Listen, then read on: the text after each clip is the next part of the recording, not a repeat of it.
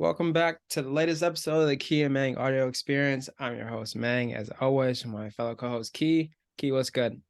What's up, Mang? How are you? I'm chilling. How you living? Living lavish. I'm living lavish. All right, take that. Living lavish, teleportation or invisibility. What you rolling with? I'm going with invisibility. And Yeah.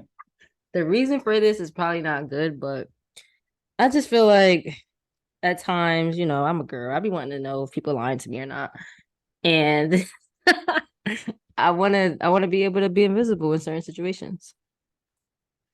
That's it. What kind of situations? What kind of situations? You know what I'm talking about. I just wanna be invisible for that, and then also just like seeing how people like being like a fly on the wall in certain situations and conversations. That too. Okay, So, sneaky, oh, yeah, sneaky. sneaky. What Mm. about you? I'm going teleportation. Why? Look, if I could get from here to NASA in 5 seconds versus 8 hours, I'm chilling. I don't have to sit in traffic anymore. I can get to point A to point B real quick. I can get up if I gotta be somewhere at 11, 10:30, brush my teeth, take a shower, then instant transmission, teleport over to the place I gotta be. We chilling. That's living lavish. That would be living lavish to me. No, you're right, but I think right now I would choose invisibility. I don't mind driving. I like cars. So, but yeah, taking flights, yeah, Yeah. I understand. But right now, I'm gonna go invisibility. Ask me next month, I probably say teleportation. I don't know. What are we talking about today? We're talking about confidence. So I want you to take a second and think about you're watching somebody speak on stage, they are exuding a lot of confidence. What are some of the qualities that you notice? What are some of the things that you see? They're speaking clearly, they're making eye contact, their body language is providing a big aura, like they are ready to exude value and bring value to you. Like, what are the things that you're looking at to say that that person has a lot of confidence, that person is ready to go, that person was ready to present on this stuff, this person knows what they're talking about? What are some of the qualities that you think about? So for me, when I'm watching somebody speak, it's all right, how is their tone, how is their energy, how is their eye contact, are they making contact with people, are they kind of eyes zipping around all over the place, are they closed off, or is their body language open, head positioning, standing tall versus slouch. Those are the kind of things that I look at and I'm like, all right, that person is seems confident, seems ready. So today we're diving into the how do you get to being confident in whatever aspect that you're trying to get confident at, whether it's a skill that you're trying to improve, or you're teaching somebody something, or your first webinar, or whatever it may be. How do you improve your confidence? So key, what is key tip number one? Key number one. I think the I'm about to big say thing, key number one. the key number one is I think being prepared. So obviously always going to feel better about whatever you're about to do if you've prepared for it. So think of like if you had to present something, you would likely do better if you had ran through that presentation or talk a couple times before and got yourself ready for it, as opposed to that same day you're going to do the presentation, you're running through it for the first time. So just preparing yourself for whatever activity you're going to do is going to help you feel more confident when you go to do it. Yeah, I think as close to, if you could replicate the environment that you're about to be in and the situations you're going to be in and feel good about those, then when it comes time to actually do it, then I think it'll be easier. It's like, I think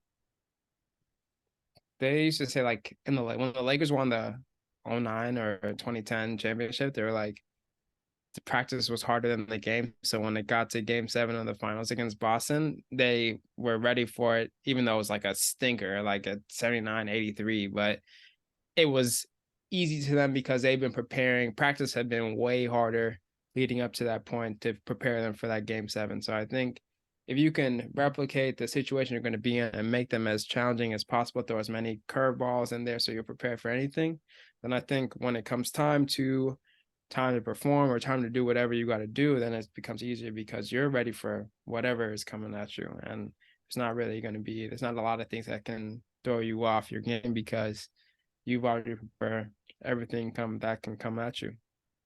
Yeah, and I also think on Kamal's episode, he talked about like training, going in the gym and working on game like situations. And I think that goes back to being prepared because if you see a situation for the first time in a basketball game, you're likely gonna mess it up and not be as successful. So giving yourself different situations that are similar to the environment you're gonna perform your task in is gonna help with your confidence when it comes to being in that actual environment when it's game time. Mm-hmm. Facts. I think to add on to that, then that's speaking using that practice example, you can get reps in of whatever the situation is. You can make sure that you fine tune the minutia, the details to make sure that when it comes time to execute it, like it's good to go. And using the basketball example, you see a lot more people when they're training now go like 1-on-2 or 2-on-3, like offset training. So that person whoever's on offense has to then make a decision that they might see in the game, but there's more things coming at you. So you got to make quicker decisions, quicker reads, figure out where to be, and you can learn faster if you have more things coming at you and you have to figure out how to adjust and make things shake versus it's 1-on-0, you're playing against air and you don't really have to make decisions. So when you get in the game, everything's coming at you so fast, you're not used to that. But when you can structure your environments to have handle different variables or solve different problems, then you can get good quality variable reps to help your overall learning experience and help you retain things when it comes time to perform. Yeah, and even another example of getting reps in, which I think goes hand in hand with preparation, is like think of when you, at least for us, when we were in school and we were learning how to like do evaluations and stuff. On our first clinical, like our first evaluation was probably horrible. It was probably out of order. You probably skipped a couple things. And now as a PT, we kind of just like it comes second nature to us. But I think that's because of all the repetitions that we went through. And I don't think it's just repetitions. I think it's quality repetitions, like you said, and also um getting feedback and like self-reflecting, because if you get repetitions in and you're not making changes with each subsequent repetition, then you're just going to stay the same. So I think it's a combination of repetition and also feedback and reflection. I don't have anything to add. I think you talked about this. Maybe I do have something to add. Never mind. Um, early, like one of our earlier episodes, and we talked about how preparing for clinical, or maybe it was on a DPT expedition. I think you were talking about like preparing for clinical and how you used to prepare and used to like write sticky notes and have the after each session and talk about what went well, what could be improved for the next time you saw that person in that situation. It's the same thing.